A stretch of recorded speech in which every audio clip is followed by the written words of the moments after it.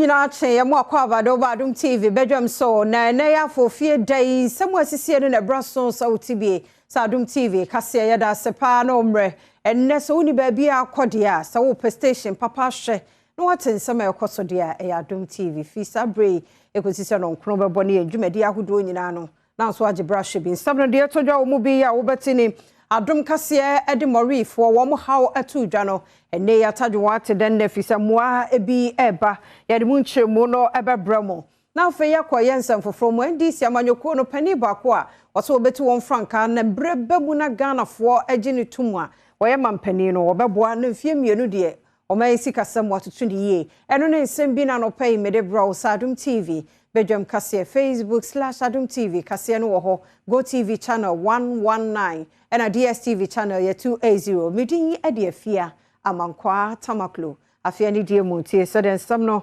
enchemu etie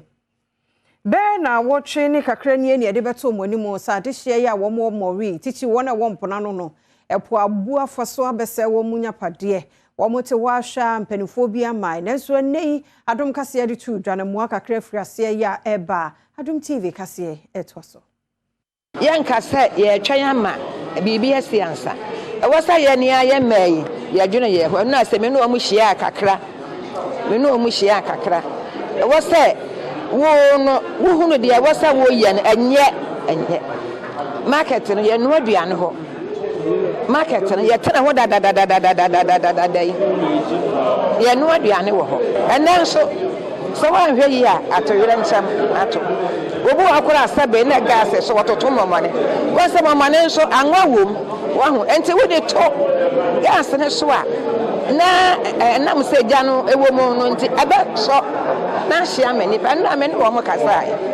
enti nyame nti bibi abe boko abana musinia owo adweso eye ora Samuel Odrofempon or the street lights ahodo amema inkrotu a ewo ne mansini mu sane ebeya akromfo edura hem na chena na dwa otata adwadifo mpotemo no so no eto ebetumi atwa ade ba kwa me na bo members eye ho ade ne se ekobasa bia enkane ne bi especially street boss no de wo kwantempo so enso pa antempa no na omafre na yenso so yabo oban road engineer no amane na ye ka kire wo se abrebia no omma letitions e wo mu nkrom no omoni enko maintenance no se de be ya ese na no se ye choke na se san na boa na abrebia no han okro no nyina mu tie no so ye ne wo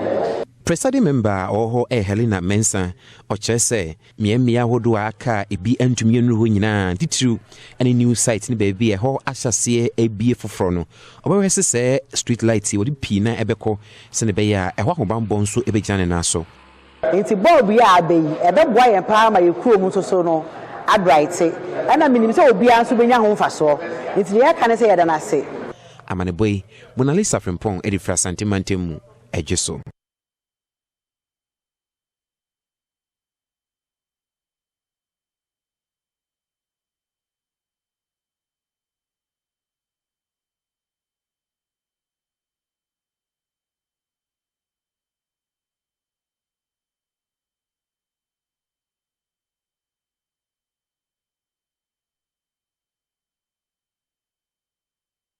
story na yakotie ye no eye futuo no kokobo ya yede ama adwadifo sema wo mo nhihye ade ewo edwamunti yenkomori na yenkonkohwe nei emo ahodo ya efiri ho no mo babra epoaso chibufu aso na se wonyapade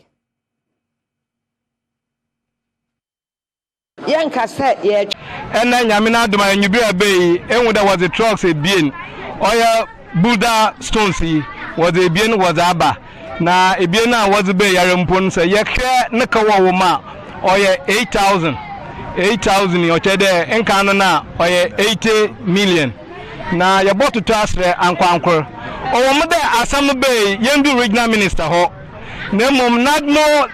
coordinator waba yenyina edmisese nti na na mori biara osa fata do de yetu biara yetu ma enyubri nyame nchaza yetum yeze mebani bi yeze ebogu mpano kakra Bekumensa eye tipa truck driver wonu enu onu ne hyen mu na saa abotan ya wode esi defense wode gu ebaye oni amani boni etwetwe nkomo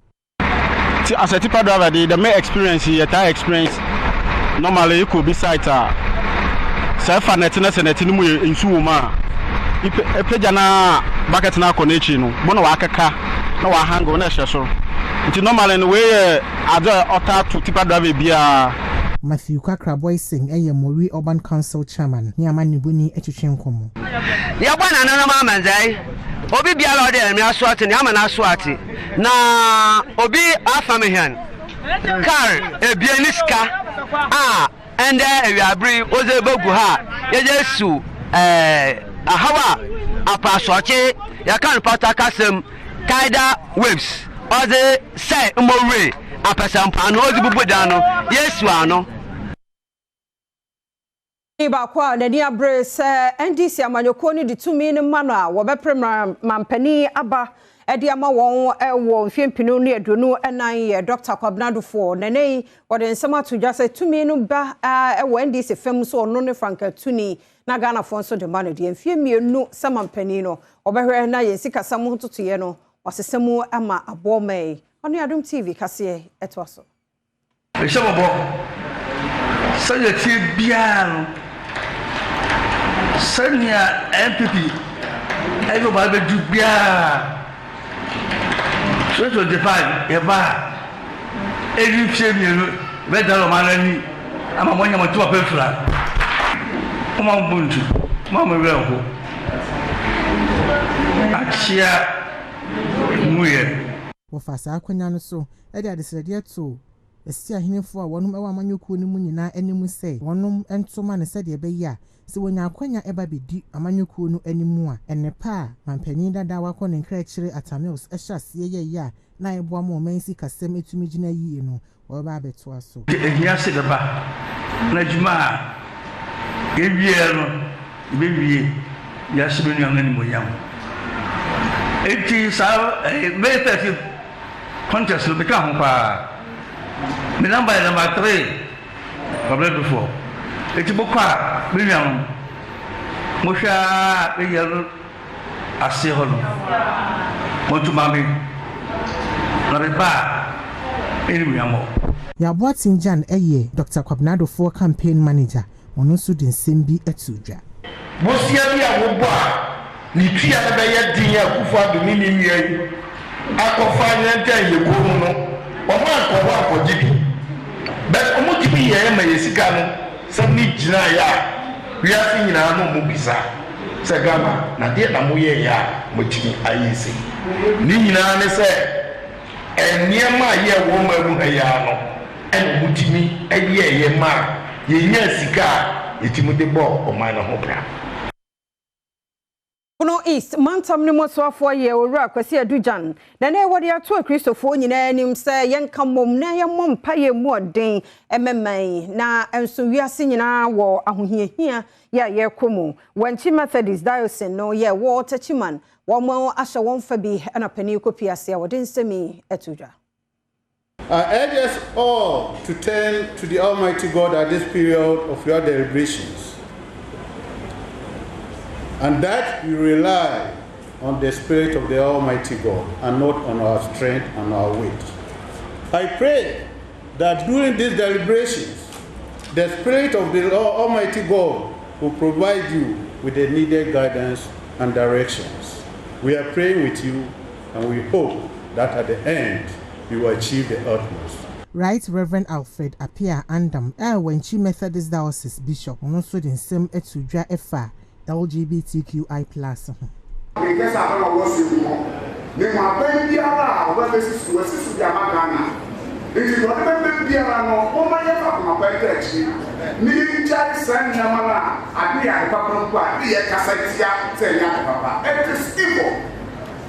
And Papa. Let us support good things, so that if they are doing things which are not good, we can also have the audacity to talk about it. But if good things come and you not support and embrace them,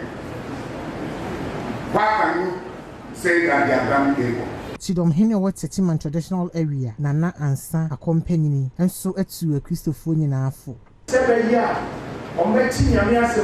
Asi, no, my share I had number Christopher and I society, Papa, I said 30, and 1 year, my apart from a mamre. nhyehyɛ ahorow a ɛwɔ hɔ yɛhwɛ dɔm so ɔde nsɛm ba yɛn anim nyame tumi eyi wo mu a ɔntumi fa nɔkorɛ iya wɔno ɛdagomwa east zongo chiefs no ano yɛ Abdallah Isaka Giwa ene wɔde ato nkramofo mabunu ne titiri wanim sɛ wɔn awi akɔnkyere ne mpaebɔnom ne adeɛ no wɔsrɛ wɔn ani die mu ene titiri ya afofie dai kwaya adeɛ bi ade anim guaseɛ ne fin ɛbɛka nkramosom no ɛho korɔ no bɔ ene nkwanhyia ne nneɛma bi ensɛm fata no wɔsrɛ wɔn wɔntwe wɔn ho firi mu sɛ bɛyɛ a ɛmfasodeɛ bɛba akɔnkyere ene mpae a wɔn bɔɔyɛ no ɛso sɛ edu time a yɛbɛdi sala ɔhɔ miniam pepefo ɛne wɔn a monye pepefo na motim kakra yɛ din kakra no na wɔn afrɛ mu na yɛyɛ dia ɛmfata sɛ ɛyɛ na yɛ block road na yɛ de motorbike a display as na ɛnni sɛ yɛyɛ na yɛ mu kɔ a yɛ fam so na yɛ mu bi so wia adeɛ na ekɔ wie a n'ekyi na no na wɔn sɛ pepe na bɔfra or the hospital ne neighbor wopra at the same time wɔn sɛ emu na no wia de yɛakyi no yabo no ɔda sɛs ɛne na ɛpɛ sɛ yɛtotɔ srɛ yɛn nua mo pepefoɔ no nyinaa sɛ saa adeɛ na ɛyɛ ɛwɔ yɛ so no ebi mu na ɔsɛ ɛwɔ yɛ so na ɛma yɛnyɛ na nyɛ ɛhɔ nti metu pepefoɔ nyinaa fo sɛ yɛso yɛbɛdi yɛn ho ni Islam no ɛyɛ neatness bibi a ɛyɛ yɛyɛ nti ɛwɔ sɛ yɛsom no ɛwɔ enigye mu yɛnsan som no ɛwɔ asomdwe mu enu akyere na zongo ahemfo bi a wɔnom ɛwɔ gomwa is ɛde to muslimi mabunu nyinaa anim sɛ saa bere yi a wɔnom ɛgye wɔ anim ɔmɔmɔden asɛ enigye no ɛmmerɛ wiye no na wɔbuo bia nsi akyire muslims mmɛma ne mmaa nyinaa nyinaa yɛmbɔ mɔden sɛ enkosi sɛ saa sala yi bɛkɔ na wiye na yɛbɛti asɛmde na yɛnkohu adeɛ bia ɛmfata akyerɛ yɛ youth ne sɛ akwankyere 30 days ne ndafom sɛ nyame ayɛ adom na yɛatwa saa kwan nyinaa na yɛwie di a yɛsrɛ wɔn yɛsrɛ nnuanom sɛmfo mbrante no yɛsrɛ obi biara ɔmoma yɛte bibi asomdwe wɔ akwankyere awie no mu sɛnea ɛbɛyɛ a yɛn nyinaa kɔmhyɛni sɛ Muhammad sallallahu alaihi wasallam sɛnea ɔka no yɛndi akyire saa na yɛankɔte bibi bɔne medase acting chairman ya wɔno so da peace council committee ano ɛwɔ pandemic cinema northern region yɛ Reverend Kwame Amewudi Francis ɔde ato nkramofo ne Kristofo nyinaa sɛ yɛnka mom na yɛnkɔ so a yɛmpem kɔ yɛne mommoa na ɔman yɛasomdwa yɛ wɔ mu no yɛntoto no aseɛ na mmom yɛbɛkɔ so akura mu die ɔne Adom TV ɛtoa so the answer na yɛnuanom RC4 organize program no interfaith ko ya start yɛ bohu de wo a yɛ kɔ nsɔre ahodoɔ a ɛwɔ kuro mu na yɛkyerɛkyerɛ nipa wɔwɔ nsɔre mu ne kuro mu sɛdeɛ ɛbɛyɛ a wɔn bɛda wɔn so na wɔn hu nipa bɔnefoɔ a wɔde tutu asɛm sɛdeɛ ɛbɛyɛ a wɔn wura kuro no mu anaasɛ wɔn bɛ kuro no mu a wɔn nyiyɛ no ntɛmpa wɔn tumi abɔ police commander ɔwɔ mɛnsin amaneɛ na nea nti a yɛde adwuma ne sɛ prevention is better than cure na sɛ yɛsi ano no ɛyɛ kyɛn sɛ yɛbɛma adeɛ no aba ansa na yɛasa ano Superintendent Richard Lantey Udate eye Pandai Mensini Police Commander ono so de to omanfo nyina anim se won mo police fo se be ya obetumi aboban e wo man mu of violent extremism e ade a ho hia ye nyina pa na e ade a nyina ye de ye ne di akiri a na ye de ye ho hyem se ye be ko atia e be boa ye nyina because ya ntum se ye de ye ho be kyem na yebeboa na se na AC wo aman bi so no emba Ghana na ye gya na bi si Ghana ebeka me so nti ma ye ntwen nti enu nti na ye di nkyerɛkyerɛ wi a hye so ase yebekɔ so a kyerɛkyerɛ because awareness no ɛwɔ hɔ na ye hu the effect of it me gidi say endo ye kon se bibi saa no Mayantoa kase no so yeguso ye won kramofo edade yi emu na wokɔ Dubai a Ghana fo kramofo na ɛwɔ hɔ no nso wɔn so ahyefa no shonkokora na wɔn kyerɛ mu a wɔn di ma Ghana ankasa bra wɔn de wɔyam to hɔ bompa ye no wɔn di ma Ghana ankasa na yenua bema Jackson no sɛ akɔ hɔ ahwɛ sɛ de nneɛma ekro etwaso the frame of the fat fasting we go popular school fasting e idea any ade for emmaye ana die ntia ye fasting ene say nyankopon e de strengthen wo gidie wo ne mu nti akoye se school awakọ wa wie no die na obeye de wanya free fasting wo de be kan wa braba won ana say wo be gya to nchen so gya to baby so akoye say waye brebu enu nti no sa fasting e manipa usia papa ye unu se na wo be kasa wo yanko ho be sumo nyankopon se na wo ye ne kane no wo de be ka ho sa ne yani mpaso pa ewo sa echiwa na ye se ne yesum kire no yen fam mane mema fra baby bako nti sa wo be hwe colleges na se na ma mema wo won de wo ha no sa so na mema ana ma so wo mo de wo baby fa ko enu nti no yen hia yi se bi akwa se program a ye share o theater enu de yen theater is different e bako ai obi e hia no kura no ensunsun ye da yentem nti sena Ghana school ni tie wono ma be share university enti sa wa kra bet ma do afina woni to oba so sa pepepe yi se bi e wa pie to ko to ade supermarket and say baby sa krom ba se pa wo college and campus around that there bi so no oba share kra obenya asam message a me be ma obi a wo ha ene kremofo e wo wiase finance nyina ene se otumfo nyankopon onje etire ntum عيد مبارك تقبل الله منا ومنكم صالح الأعمال أعاده الله علينا أعواما عديدة وأزمنة مزيدة بالخيرات والبركات وتنفون ينكوبون ونيني انفا اماي نا onsanso emma afe bohon enko ensanso embetwe na yewo apomodimu na yesanso ewo nhira bebremu ene otumfo nyankopon na homobro enti efesi enyu amba beka ho Ghana amye nyina ye di nimdi omanya no e de aba be chichi oman Ghana ananse so owia wo de beto so akwa aman hodo so ha eye Al Kasimir University e wo Sharjah medini Jackson ose intiamwa Adom TV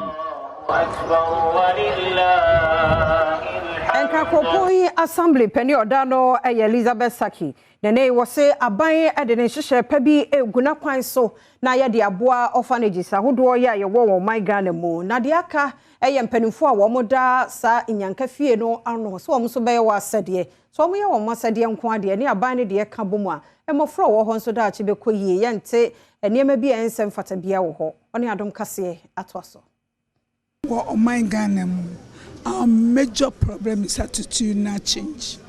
Na minim se nyina nkronkro ebe ye keeper of his brother. Se na ye eti wo Bible mu no. Se ebe ye nua aso ahwefo a. Saade no bebua. Enye mrape na wo se ye edi chichire nipa no di ohun ne wo so oye. But it was yenso ankronkro no will be our brothers keepers. Founder no and that Divine Word Ministry. As say wono and akobi Divine Privilege Home. Ewo kaswa ediama womo eni bie no. Bishop John Adontin Boatin editor Adom News enim anamoa wo 2 year edi bie sa orphanage edema womanfo a womo eni bie. Ye nya sika ma na mro so. Ena ye ho to ye ma na mro so ba kakra so ye so no. Ne e pese ye tene ye nsa na womo so omo ni bie nso. Ya ma omeni da so. To give a nyankan a shot at life.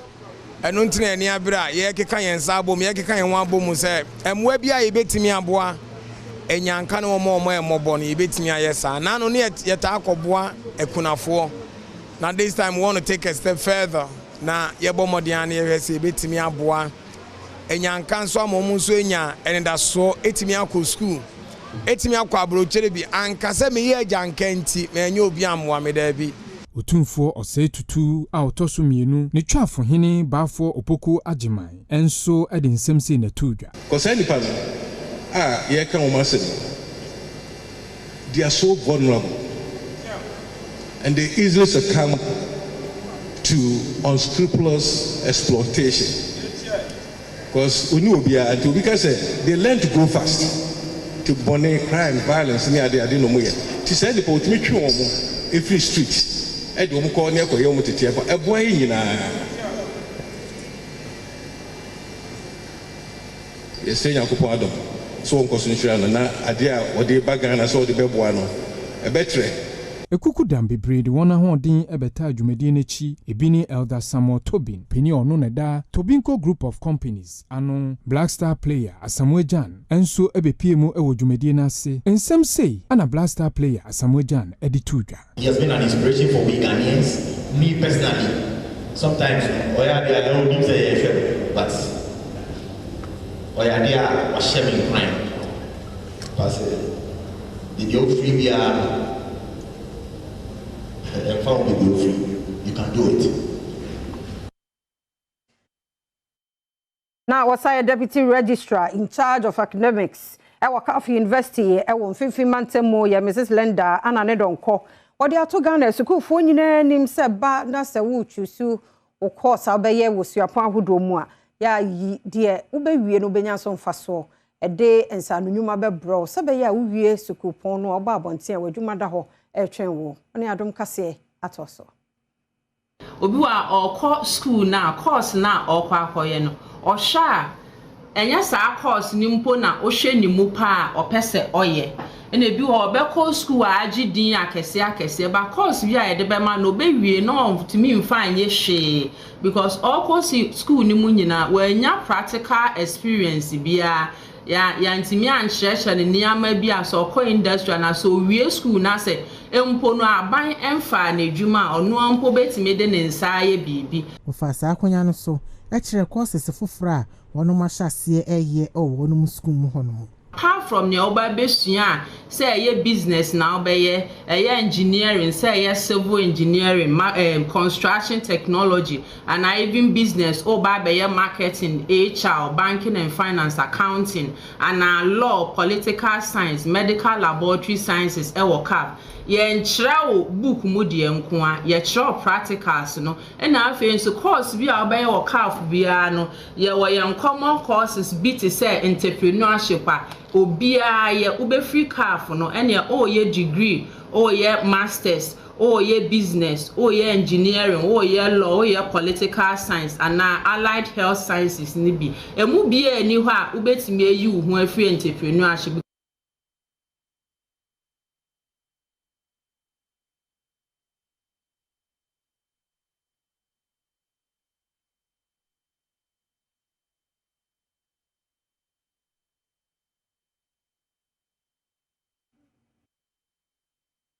My into a Cassiano so na yanko amanyon semo na NDC maybe ye Wokrach West wo Timantemo say delegates no ayese wo mu hia kandini afoforo sebeya enkunim die be ye wo mo dia e wo 2024 abato kese a ye to dem.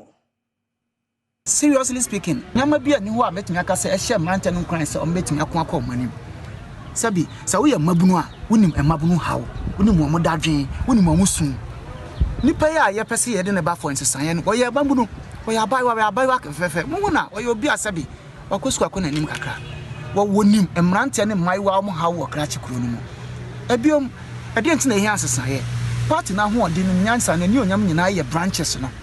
ye wini elections ye wini abato e party e party headquarters ye wini abato e branch level branch executives no sabi akade ne nyama mo de be ye adwuma no mo nsanka ne ye eno nti adwuma no ye den ma mo Magdalene enemele ena pesi wojina ma wonom to no so abasebe obetumi akomrahye bedwam ono so ne kasa yemu ena odi tu dwa se so wonya akwanya ekomrahye bedwam a wone mmabunu ena be ye adwuma se de be ye a obetumi edi mpumtuo aba ekuro ni mu branches no omoni party nintini they are the root of the party but branch executive wo me constituency omo brepa enu nti nyame ya adom na me wini a I will make sure say the branches will be treated very well. I will make sure say branch executives, they will enjoy my 4 years in Parliament. And until we can't share Karachi West delegates say,